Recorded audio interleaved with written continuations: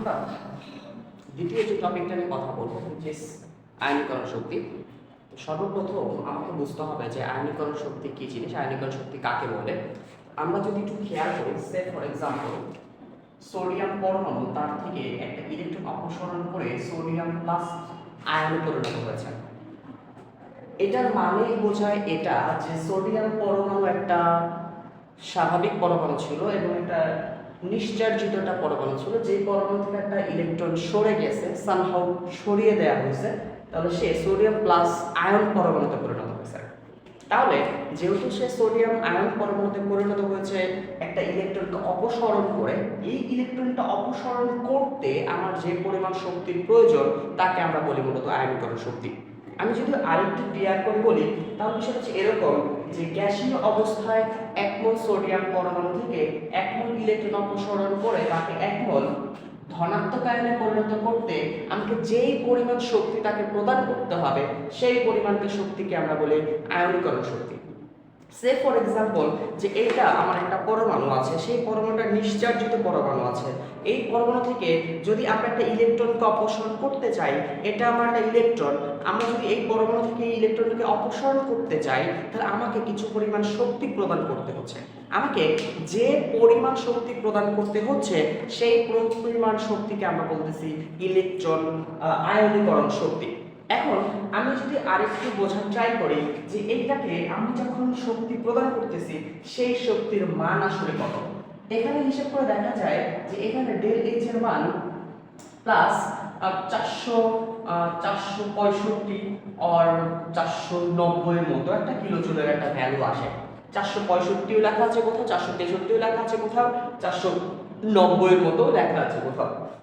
এখন একটা প্রশ্ন হইতে পারে যে আসলে ইলেকট্রন অপসারণ করলে তাকে শক্তি প্রদান কেন করতে হবে। আমরা যদি একটু ক্লিয়ার করে দেখি বিষয়টা, সে ফর এক্সাম্পল সোডিয়াম পরমাণুটা আমার এখানে আছে, যে সোডিয়াম পরমাণুর মধ্যে 3টা করে কক্ষপথ থাকে। আমরা যদি এদের ইলেকট্রন বিন্যাসটা খেয়াল করি তাহলে দেখা যায় যে প্রথম কক্ষপথে 2টো ইলেকট্রন আছে, দ্বিতীয় নম্বর কক্ষপথে 8টা ইলেকট্রন বিদ্যমান থাকে এবং তৃতীয় নম্বর কক্ষপথে 1টি মাত্র ইলেকট্রন থাকে। আয়নীকরণ শক্তির যে সংজ্ঞা, সেই সংজ্ঞা অনুসারে আমাকে এই তৃতীয় নম্বর কক্ষপথের শক্তি স্তরের বা শক্তি স্তর কক্ষপথ থেকে এই সিঙ্গেল ইলেকট্রনটাকে একটা দূরে পাঠিয়ে দিতে হবে। এখন কথা হচ্ছে কোন জায়গায় পাঠাবো। সবসময় একটা জিনিস মাথায় রাখবো, ইলেকট্রনগুলো একটা নির্দিষ্ট কক্ষপথ ব্যতীত অন্য কোথাও থাকতে পারে না। আমি যদি আরেকটু গভীরে বা ডিটেইলে বলি, আমরা সবসময় চিন্তা করি যে সোডিয়াম পরমাণুর হয়তোবা 3টা করে কক্ষপথ থাকে। আমরা একটা ভুল কনসেপ্ট শিখি সবসময় যে হাইড্রোজেন পরমাণু হয়তো বা সবসময় 1টা করে কক্ষপথ থাকে, লিথিয়ামের হয়তো বা 2টা করে কক্ষপথ থাকে, সোডিয়ামের হয়তো বা 3টা কক্ষপথ থাকে। কনসেপ্ট ইজ টোটালি রং। আসলে এই পরমাণুগুলোর অসংখ্য কক্ষপথ বিদ্যমান থাকে, কিন্তু আমরা সেই কক্ষপথগুলো নিয়ে আলোচনা করি না এই কারণে কারণ সেই কক্ষপথগুলোতে কোনো ইলেকট্রন থাকে না। তার মানে আমি এটা বোঝাতে চাচ্ছি যে এই সোডিয়াম পরমাণুর অনেকগুলাই কক্ষপথ বিদ্যমান আছে, যে কক্ষপথগুলো নিয়ে আমরা আলোচনা করতেছি না। আয়নীকরণ শক্তি হচ্ছে এমন একটা শক্তি যে শক্তি দিয়ে আমি এই ইলেকট্রনটাকে এমন একটা কক্ষপথে পাঠিয়ে দিব যে কক্ষপথটা আর এই সোডিয়াম পরমাণুর নিউক্লিয়াসের আকর্ষণ করতে পারতেছে না। অর্থাৎ এমন একটা কক্ষপথ বলতে আমি কাকে বোঝাচ্ছি, এমন একটা কক্ষপথ বলতে আমি একটা অসীম কক্ষপথ বোঝাচ্ছি। অসীম কক্ষপথ বোঝাচ্ছি অর্থাৎ যেই কক্ষপথটাকে এই সোডিয়াম পরমাণুর যে নিউক্লিয়াস, অর্থাৎ যেই সোডিয়াম পরমাণুর প্রোটনগুলো আছে, ধনাত্মক চার্জিত যে কণাগুলো আছে, সেই কণাগুলো যেন তাকে আকর্ষণ করতে না পারে। এখন বিষয়টা খুবই সিম্পল, বিষয়টা খুবই ইজি আমাদের এই কারণে কারণ আমরা বোরের পারমাণবিক মডেল পড়ে আসছি।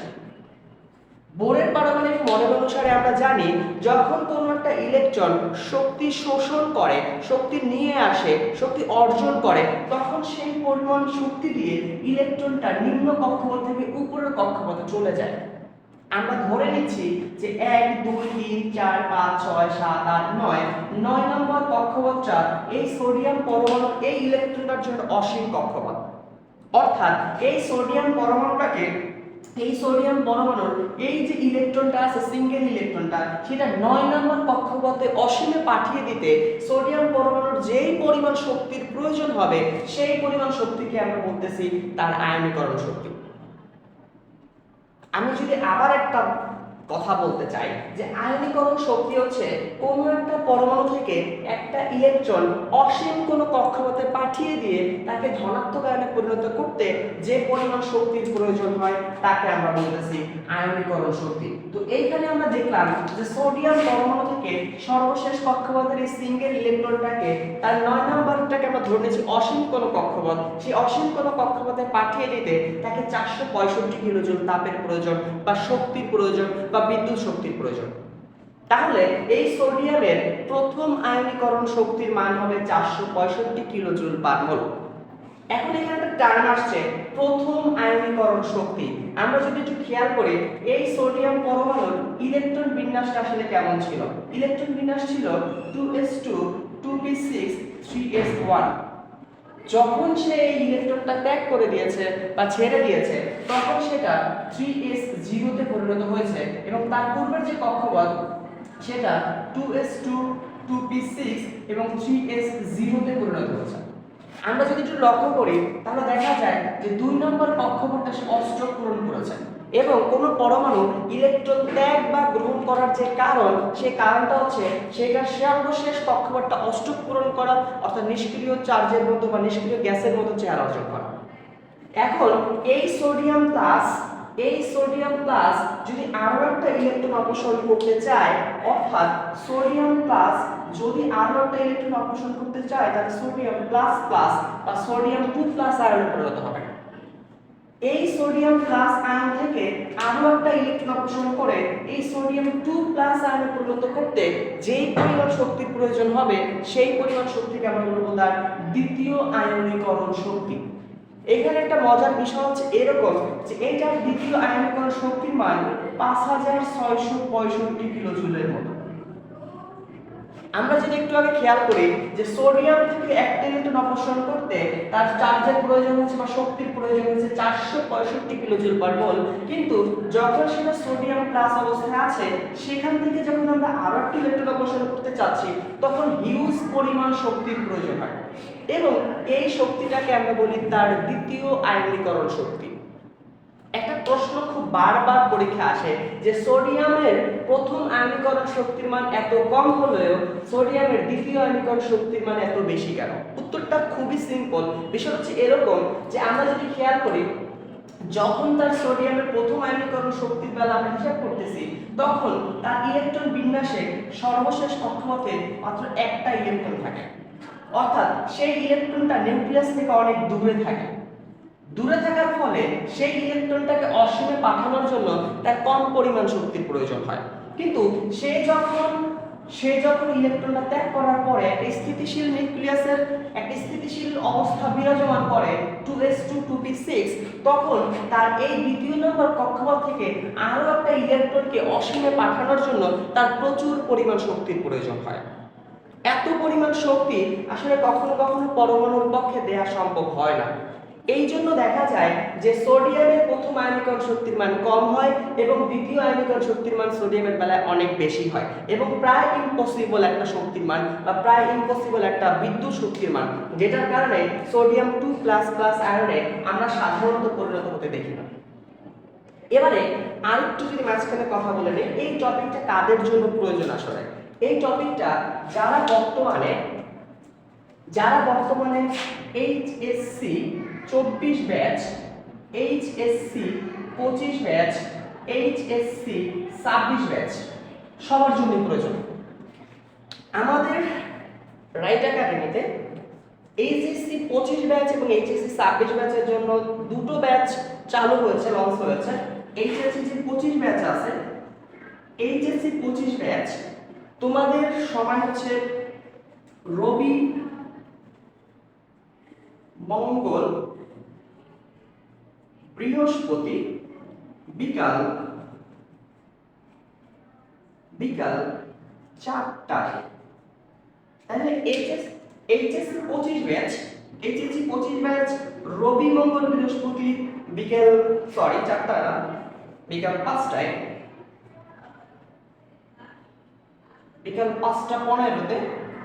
আর বর্তমানে এইচএসসি 26 ব্যাচ যারা মোস্ট জুনিয়র ব্যাচ যারা এসএসসি 24 যাদের ছিল, এসএসসি 26 ব্যাচ, তাদের সময় হচ্ছে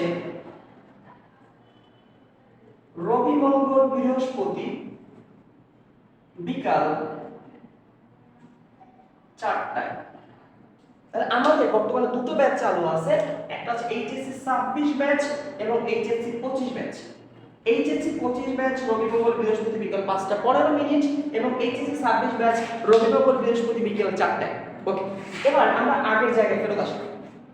আমরা এখানে দেখতেছিলাম আয়নীকরণ শক্তি। এখন এই আয়নীকরণ শক্তি একই গ্রুপ ভিত্তিক কেমন হবে এবং একই পর্যায় ভিত্তিক কেমন হবে সেটা একটু দেখতে চাচ্ছি।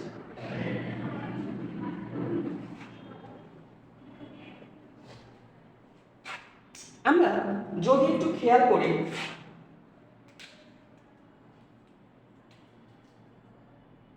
প্রথম কক্ষপথ, দ্বিতীয় কক্ষপথ, তৃতীয় কক্ষপথ, আমরা যদি পটাশিয়ামে রাখি প্রথম, দ্বিতীয়, তৃতীয় কক্ষপথ এবং তাদের চতুর্থ কক্ষপথ, এবং প্রতিটাই আমাদের টার্গেট হচ্ছে সর্বশেষ কক্ষপথের ইলেকট্রনটাকে আমরা অসীম কোনো কক্ষপথে পাঠিয়ে দেব। আমরা একটু আগে দেখেছিলাম বা বলেছিলাম যে আয়নীকরণ শক্তি হচ্ছে কোন পরমাণুর সর্বশেষ শক্তি স্তরের যে সিঙ্গেল ইলেকট্রন বা একটা ইলেকট্রন আছে সেই ইলেকট্রনটাকে আমরা অসীমে পাঠিয়ে দেব, সেটা হচ্ছে তার প্রথম আয়নীকরণ শক্তি। আমরা বিষয়টা যদি খেয়াল করে দেখি যে এই সোডিয়াম পরমাণুর কেন্দ্র থেকে এই ইলেকট্রনটার দূরত্ব এবং কেন্দ্র থেকে এই ইলেকট্রনটার দূরত্ব, অবশ্যই সোডিয়ামের কেন্দ্র থেকে দূরত্বের পরিমাণ কম, এটার দূরত্বের পরিমাণ বেশি। আমরা কুলম্বের সূত্র অনুসারে জানি যে F সমানুপাতিক 1/d², অর্থাৎ পারমাণবিক ব্যাসার্ধের পরিমাণ যত বৃদ্ধি পাবে তাহলে তাদের আকর্ষণের পরিমাণ অনেক কমে যাবে। অর্থাৎ আমি এটা বলতে পারি যে সোডিয়াম পরমাণুর নিউক্লিয়াস এবং তাদের মধ্যে ইলেকট্রনের যে আকর্ষণ, সেই আকর্ষণের থেকে পটাশিয়ামের নিউক্লিয়াস এবং ইলেকট্রনের আকর্ষণ কম। যেহেতু পটাশিয়ামের ইলেকট্রনের আকর্ষণ কম, সেহেতু এখান থেকে ইলেকট্রনটাকে অপসারণ করে অসীমে নিয়ে যেতে আমার কম পরিমাণ শক্তির প্রয়োজন হবে। অর্থাৎ আমি বলতে পারি যে সোডিয়াম পরমাণুর প্রথম আয়নীকরণ শক্তির মান অনেক বেশি, পটাশিয়ামের আয়নীকরণ শক্তির মান একটু কম। কেন কম? কারণ পটাশিয়ামের পারমাণবিক ব্যাসার্ধের পরিমাণ বেশি হওয়ার কারণে সেইখানে ইলেকট্রনের প্রতি তার আকর্ষণ বলের মান কম। আমরা আয়নীকরণ শক্তি বলতে কাকেই বোঝাই, সেটা হচ্ছে সর্বশেষ কক্ষপথের ইলেকট্রনটাকে অসীম কোনো কক্ষপথে নিয়ে যেতে যে পরিমাণ শক্তির প্রয়োজন হয় সেটাকে আমরা আয়নীকরণ শক্তি বলি।